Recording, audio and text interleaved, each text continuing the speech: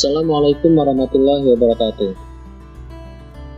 Pada pertemuan kita kali ini, kita akan mempelajari cara cepat menguasai penguraian vektor. Sebelum mempelajari cara cepat menguasai penguraian vektor, beberapa hal yang perlu kalian ketahui. Yang pertama, indikator pembelajaran kita yaitu menguraikan sebuah vektor menjadi komponen-komponen vektor pada sumbu X dan sumbu Y.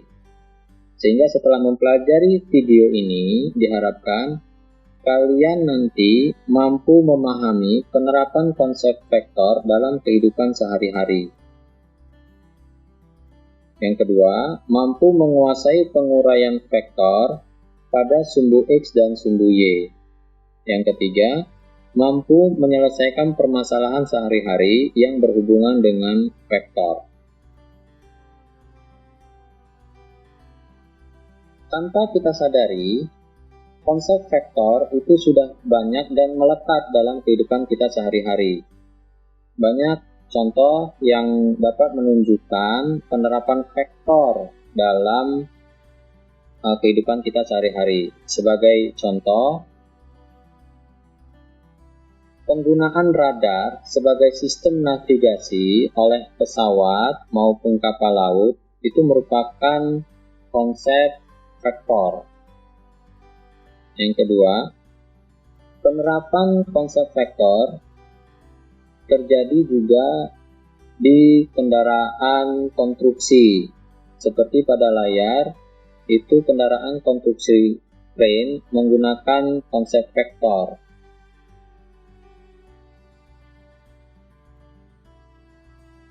Nah, yang sangat melekat dalam kehidupan kita sehari-hari, kita telah mengenal ojek online seperti Gojek, Grab, kemudian Maxim, dan lain-lain.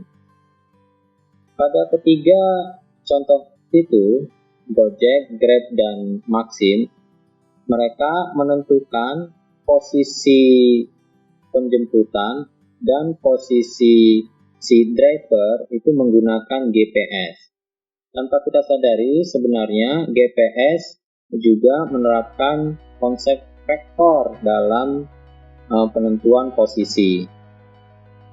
Selain itu, di bidang olahraga, terdapat berbagai olahraga yang menerapkan konsep vektor. Sebagai contoh pada layar, itu merupakan olahraga panahan. Selain bidang olahraga panahan yang juga menerapkan konsep vektor, seperti basket, kemudian sepak bola, dan berbagai bidang olahraga lainnya. Dalam permainan kita sehari-hari, tanpa kita sadari juga kita telah menerapkan konsep vektor. Seperti contoh berikut, seorang anak yang sedang bermain mobil-mobilan, tanpa ia sadari, sebenarnya ia telah menerapkan konsep vektor dalam permainannya. Baik, kita akan terfokus pada sebuah vektor. Kita ambil contoh seorang anak yang sedang bermain mobil-mobilan ini, tanpa ia sadari sebenarnya ia telah menerapkan konsep vektor. Baik, bila kita tarik sebuah bidang kartesius pada sumbu X dan sumbu Y, maka gaya yang diberikan anak pada seutas tali untuk mobil-mobilannya ini dapat kita lambangkan sebagai vektor, yaitu kita lambangkan sebagai vektor F, yang dapat saja membentuk sudut alfa terhadap sumbu X atau juga membentuk sudut terhadap sumbu Y. Maka bila vektor F ini kita proyeksikan terhadap sumbu X di sini, yaitu Fx, dan kita proyeksikan terhadap sumbu Y, yaitu Fy. Maka nanti akan didapat hasil proyeksinya. Nah, untuk menguasai proyeksi vektor ini atau penguraian vektor F ini terhadap sumbu X dan sumbu Y, kita pelajari dahulu analogi berikut ini. Nah, dalam analogi, Bapak menganalogikan ini pada gambar atas ini ada dua orang kakek dan nenek yang dapat ngobrol dengan asiknya atau berbincang dengan asiknya tanpa ada batas di antara mereka, sehingga mereka dapat saling bertatapan. Nah, bila mereka dapat saling bertatapan, maka akan kita sebut sebagai dekat. Kemudian pada konsep vektornya, jika dekat nanti akan dikali dengan cos alfa. Pada gambar yang kedua, gambar yang di bawahnya, kakek nenek ini dibatasi oleh sebuah dinding, sehingga mereka tidak dapat saling bertatapan, meskipun jarak mereka tidak berubah. Nah, pada konsep selanjutnya, jika mereka tidak saling bertatapan, maka disebut dengan jauh. Jika mereka jauh, pada konsep vektornya, nanti dikali dengan sin alfa.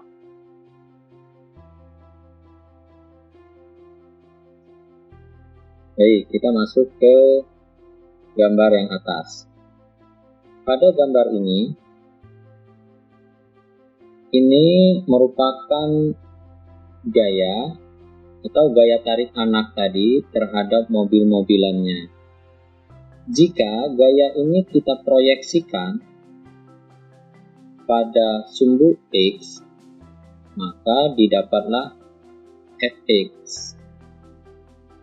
Dan jika kita proyeksikan pada sumbu Y, maka didapatlah Fy. Fx dan Fy ini merupakan hasil proyeksi dari vektor F ini. Bila kita perhatikan hasil proyeksi pada sumbu X, yaitu Fx ini, dia dapat melihat langsung terhadap sudut ini, sudut alfa, sehingga dapat kita sebut dengan dekat, karena dia dapat melihat langsung sudut alfa ini. Sehingga hasilnya, nilai dari proyeksi vektor F terhadap sumbu X, yaitu Fx, itu didapat dari hasil perhitungan F atau vektornya itu sendiri dikali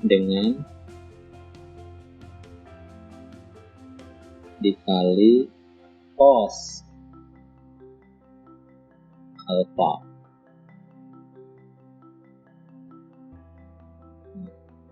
Sedangkan Fy ini dia tidak dapat melihat langsung terhadap sudut alfa karena dibatasi oleh bidang miring ini atau dibatasi oleh vektor F, sehingga kita sebut dengan jauh.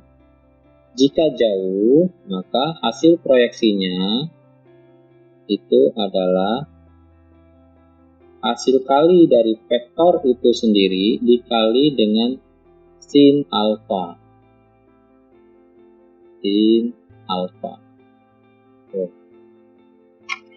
Nah, pada kasus kedua, sudutnya berubah. Sudut pada kasus kedua ini diapit oleh vektor F dan sumbu Y. Sehingga hasil proyeksi vektor F pada sumbu X, yaitu Fx, dan hasil proyeksi F pada sumbu Y, yaitu Fy, bernilai berbeda. Kenapa? Karena bila kita ambil lagi ke konsep analogi tadi, FY ini saat ini dekat dengan sudut alfa, sehingga karena dia dapat menatap langsung, kita sebut dengan dekat. Maka FY-nya, hasil proyeksinya pada sumbu X, yaitu FY, sama dengan F dikali cos alfa. Dan Fx sama dengan Fx-nya ini tidak dapat menatap langsung terhadap sudut X karena dibatasi oleh vektor atau bidang miring ini.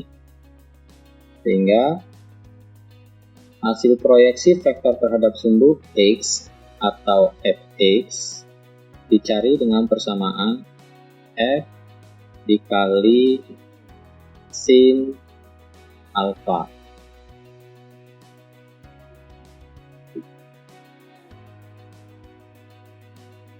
Oke, kita masuk ke contoh soal.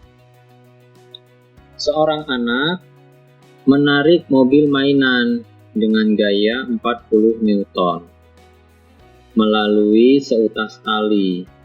Tali tersebut membentuk sudut 60 derajat terhadap bidang horizontal.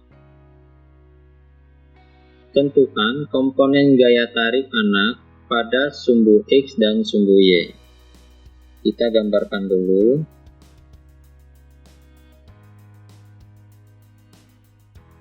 Ini sumbu X, kemudian ini sumbu Y. Sedangkan ini adalah gaya tarik anak yang nilainya 40 Newton.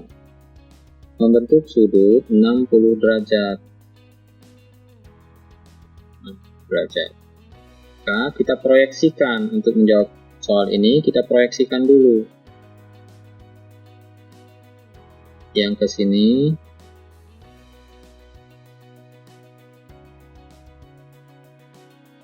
itu merupakan Fx yang hasil proyeksi terhadap sumbu Y yaitu Fy. Komponen vektor pada sumbu X yaitu Fx bernilai sama dengan vektor itu sendiri, karena Fx ini dapat melihat langsung sudutnya dikali dengan cos alfa sama dengan F-nya 40 Newton,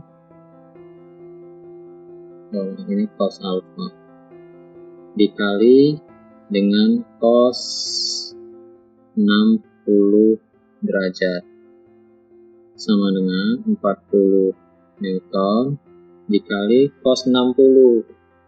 Nilainya sudah kita pelajari sebelumnya pada tabel sudut-sudut istimewa, yaitu nilai cos 60 adalah setengah.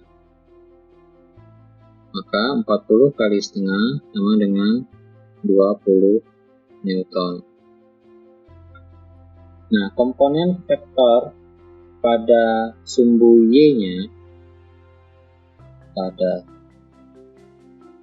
sumbu Y, yaitu Fy, didapat dengan cara F dikali, karena sumbu Y ini tidak dapat menatap langsung pada sudut ini, sudut 60 derajat ini, karena dibatasi oleh bidang miring atau oleh vektor F, sehingga Fy itu merupakan F dikali, karena dia disebut jauh, maka dikali dengan sin alfa sama dengan 40 dikali sin 60 derajat.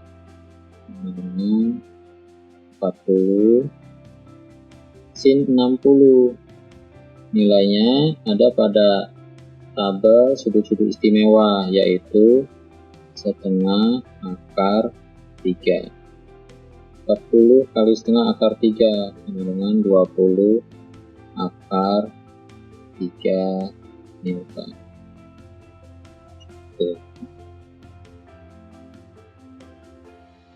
Untuk lebih memahami konsep vektor ini, silakan kalian coba kerjakan latihan berikut ini. Seorang anak mendorong meja dengan gaya 60 Newton menggunakan tangannya. Bila tangan anak tersebut membentuk sudut 60 derajat terhadap sumbu vertikal, maka komponen gaya dorong anak tersebut terhadap sumbu X dan sumbu Y adalah.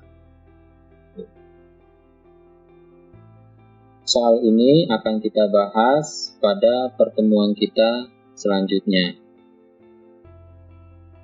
Cukup sekian dari Bapak akhiri. Assalamualaikum warahmatullahi wabarakatuh.